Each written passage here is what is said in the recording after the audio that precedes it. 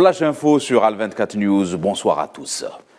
Le chef de la transition malienne, colonel Assimi Goïta, a décrété une grâce pour les 49 soldats ivoiriens condamnés il y a quelques jours par la justice malienne.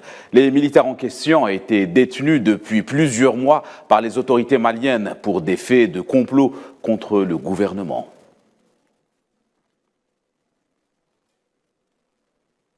Le journal néerlandais NRC est longuement revenu sur le scandale de corruption d'eurodéputés. Le titre de presse relate entre autres les hommes de main des services secrets marocains qui ont manipulé des militants néerlandais du RIF afin de les dissuader de déposer une candidature pour le prix Zakharov au profit du détenu et figure du Hirak du RIF, Nasser Zefzafi, condamné depuis à 20 ans de prison.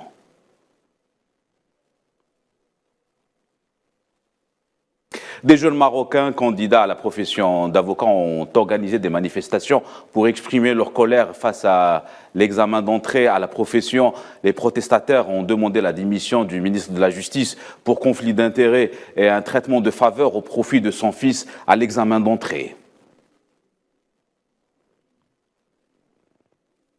L'actualité au Sahara occidental avec le coup d'envoi des travaux préparatoires du 16e congrès du Front Polisario prévu le 13 janvier prochain, et ce à travers la tenue d'une réunion de la commission préparatoire. Elle aura lieu les 7, 8 et 9 janvier courant dans la wilaya d'Osserd et devrait rassembler quelques 2000 participants. En Gambie, dans l'affaire du coup d'État présumé au mois de décembre dernier, le gouvernement a annoncé dans un communiqué l'inculpation de 8 soldats pour trahison en lien avec une tentative de coup d'État.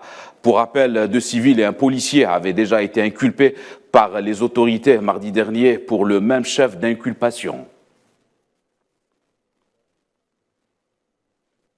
Au moins 14 personnes ont été tuées et 6 autres portées disparues après que leur embarcation a chaviré plus tôt dans la semaine dans le nord-ouest du Nigeria.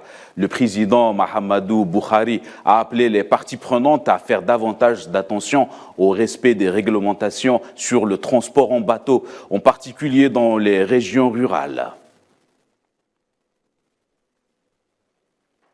La députée américaine du Michigan, Rashida Tlaib, a appelé le Congrès à cesser de financer le régime d'apartheid sioniste en Palestine occupée. Les Palestiniens font l'objet d'une dangereuse recrudescence des exactions sionistes durant les dernières semaines dans plusieurs régions des territoires occupés. L'escalade a fait pas moins de 8700 cas de violations recensés durant l'année 2022. Le successeur de Nancy Pelosi à la tête de la Chambre des représentants américaine est désormais Kevin McCarthy. Il a été élu par ses pairs présidents de la Chambre avec 216 voix sur les 428 votes exprimés. Et ce, après pas moins de 14 rounds et un blocage qui a duré plusieurs jours, provoquant une véritable pagaille dans les rangs des républicains. Conflit en Ukraine, Washington attribue une nouvelle aide militaire à Kiev. Le département de la défense US, par la voix de la responsable chargée de la Russie, Laura Cooper, a déclaré que l'aide militaire annoncée par la Maison-Blanche est la plus importante en termes de contribution globale qu'elle ait fournie jusqu'à présent.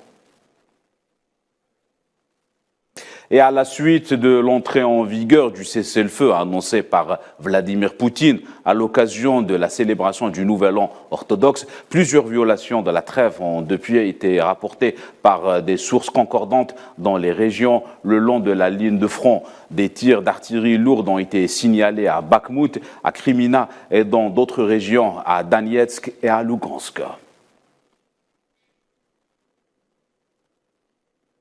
C'est la fin de ce Flash Info. Excellente suite de programme.